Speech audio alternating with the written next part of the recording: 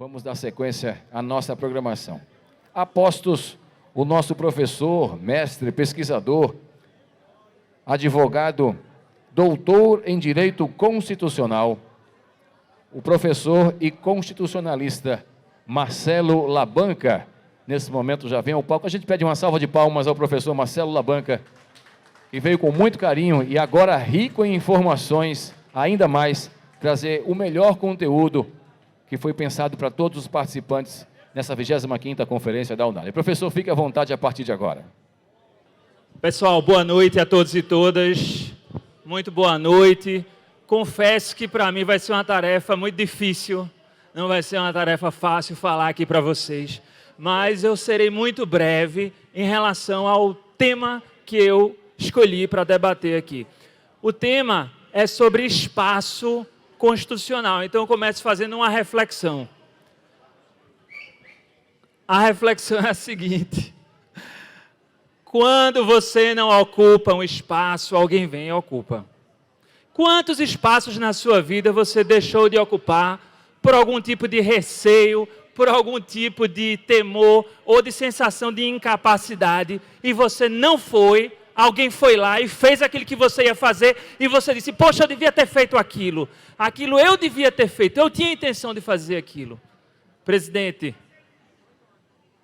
isso é uma abertura para dizer sobre a potencialidade das Assembleias Legislativas de ocuparem um espaço de respeito, protagonizando a atuação em busca da cidadania no Brasil. Eu acho que é exatamente isso. E veja que interessante, esse tema de ocupar espaço é ocupar espaço constitucional. E aí vem a seguinte parte. Hoje em dia, a Constituição está em todas as narrativas.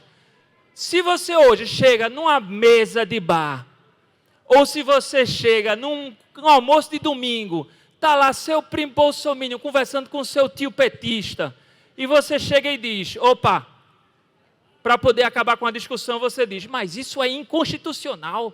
Pronto, acabou a discussão. Porque a narrativa constitucional, ela vai lhe dar isso. Ela vai lhe dar a base para poder você, com fundamento, chegar e dizer que qual é o correto, qual é o que é certo, o que é que não é certo. Por isso é que sempre o argumento da constitucionalidade, ele pode ser utilizado para você ganhar um debate, para poder você conversar com um colega, para você dizer, olha, meu amigo, eu até lhe entendo, mas na verdade é a Constituição, né? É a Constituição. A Constituição não permite que você avance. Então, eu serei muito breve aqui para poder deixar o meu recado em relação ao fortalecimento dos legislativos estaduais a partir da ocupação de espaços constitucionais. Quantos aqui já leram a Constituição do Estado de Pernambuco, do Estado do Rio Grande do Norte, do Estado da Paraíba? Quantos? Então, eu vou dar aqui a sugestão, vou dar o caminho da pedra para poder a gente fortalecer os legislativos estaduais a partir das constituições estaduais. Dois caminhos. Qual é o conteúdo, o que é que deve estar sendo ali tratado do constitucionalismo estadual? Dois caminhos. Primeira base, tudo que tem a ver com política, organização do Estado, imunidade parlamentar, reeleição de membro de mesa, tudo que tem a ver com política, estruturação. Para que você possa fortalecer essa parte política, existe um caminho. Tem um outro caminho, que é o caminho dos direitos. O que é que deve estar na Constituição Estadual em termos de direitos? Então eu vou trabalhar aqui com duas bases. Imagine dois pilares sustentando a Constituição do Estado de cada um aqui. Dois pilares. Um pilar de estruturação da organização política do Estado e outro pilar da sustentação do direito, dos direitos que ali estão previstos. O que é que cabe numa feijoada? Certa vez eu fui comer uma feijoada na casa de uma amiga minha, ela botou uma banana dentro da feijoada. Eu disse, meu amor, banana dentro da feijoada? Ela disse, aqui a gente come feijoada com banana. Eu não sei se você já comeu alguma feijoada com banana. Esse banana não é para estar dentro da feijoada. O que é para estar dentro da Constituição? Então eu estou colocando essas duas bases. Como é que eu vou fortalecer, como é que eu vou ampliar o espaço constitucional estadual, sem que as pessoas fiquem estranhando coisas que não deveriam estar dentro da Constituição estadual, como, por exemplo, a banana dentro da feijoada? De que maneira? Primeiro, em relação à organização da estruturação política, reduzindo, interpretando de maneira reduzida a ideia de simetria. Esse é o primeiro ponto, essa é a primeira linha. Você tem o princípio da simetria, que é utilizado pela Suprema Corte para dizer que o Estado tem que ser igual à União, tem que ser simétrico. Então veja que interessante, tem um professor americano que ele fala da teoria do acordeon. Para quem é nordestino já viu um sanfoneiro tocando a sanfona, não é verdade? O que é que o sanfoneiro faz? Ele espreme. Então ele diz o seguinte, ele diz que esse espaço constitucional subnacional, ele é espremido como o sanfoneiro toca o acordeon, a sanfona. E ele pode ser espremido a partir de dois fundamentos, ou seja, de um lado é a Constituição Federal estabelecendo normas centrais, do outro lado é o Supremo Tribunal Federal dizendo que o Estado tem ou não tem que fazer. Como é que você amplia esse efeito acordeon para poder fortalecer o constitucionalismo estadual? Do ponto de vista da estruturação política, simples, reduzindo a simetria. Olha aí para o teto. Observem todas essas luzes que estão aí no teto, como elas são colocadas de maneira simétrica, para poder distribuir a luminosidade corretamente. Vejam a cadeira que vocês estão sentados nela. Se alguma perna da cadeira fosse assimétrica em relação à outra, você estaria o quê? Bamboleando na cadeira, não é verdade? Então, às vezes, a simetria ela é necessária. Às vezes, o Estado ele tem que ser simétrico à União, para poder a cadeira ficar estável, para poder a luminosidade ficar bem distribuída. Mas, minha gente, às vezes não seria necessário o princípio da simetria. O meu colega ali, por exemplo, está usando óculos, o óculos dele tem uma lente redonda e a outra simétrica também. Eu poderia ter uma lente redonda e uma quadrada e ele não ia atrapalhar a visão. Vocês estão entendendo? Então, em relação a esse primeiro ponto, é para ter como regra, as diferenças, tolerância de diferenças. E daí que o cara é diferente de mim?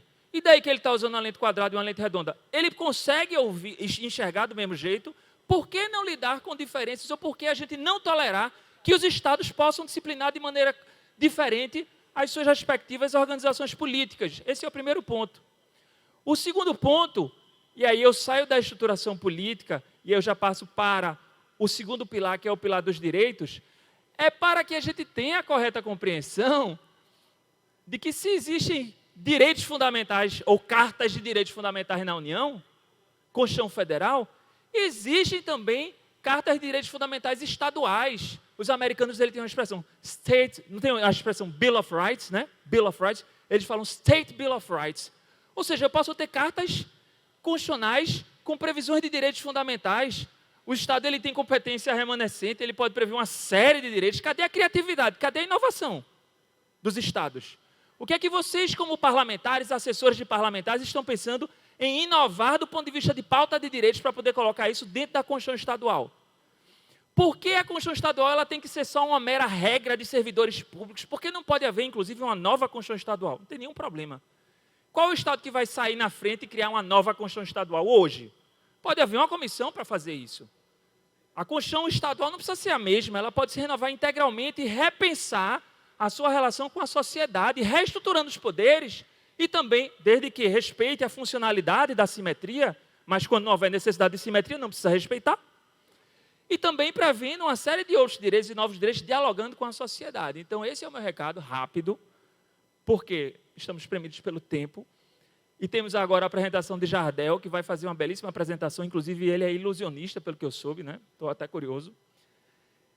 Uma palestra motivacional, mas o recado que eu quero deixar aqui é o seguinte, é um recado para o futuro, já que o evento tem a ver com isso, um recado para o futuro, para reocupar os espaços, para que as Assembleias Legislativas sejam protagonistas e não meras espectadoras. Vocês têm uma grande potencialidade que muitas vezes não sabem utilizar, ou não querem utilizar, ou acham que não podem, que não tem, feito no começo, quando eu falei, você acha que não tem, você acha que não pode chegar junto, feito o menino que está querendo namorar a menina bonita, mas não, eu não vou chegar junto dela porque ela é muito bonita para mim.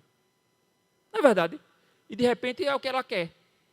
Então, esse protagonismo das Assembleias Legislativas, ele tem que ser incentivado, tanto do ponto de vista da estruturação política, quanto do ponto de vista da criação de novos direitos. Vou deixar aqui meu contato, Marcelo Labanca é meu nome, meu Instagram, Labanca Marcelo, e estou disponível para dialogar com vocês sobre esse tema, e já agradecendo a todos e cumprindo o compromisso de falar em menos de 10 minutos. Obrigado a todos e a todas. Obrigado, professor Labanca. Não deixe o palco ainda, não deixe o palco. Vamos convidar o deputado Heriberto Medeiros, neste momento, para a entrega do certificado de participação ao nosso palestrante, professor Marcelo Labanca, a entrega do certificado de participação, além de uma xilogravura do artista J. Borges, xilógrafo e cordelista do nosso estado.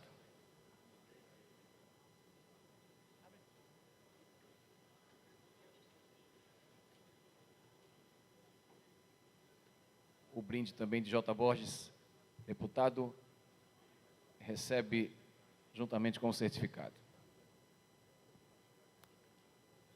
Além do certificado e da xilogravura, recebe uma salva de palmas de todos os participantes. 25ª Conferência da UNALE, professor Marcelo Labanca,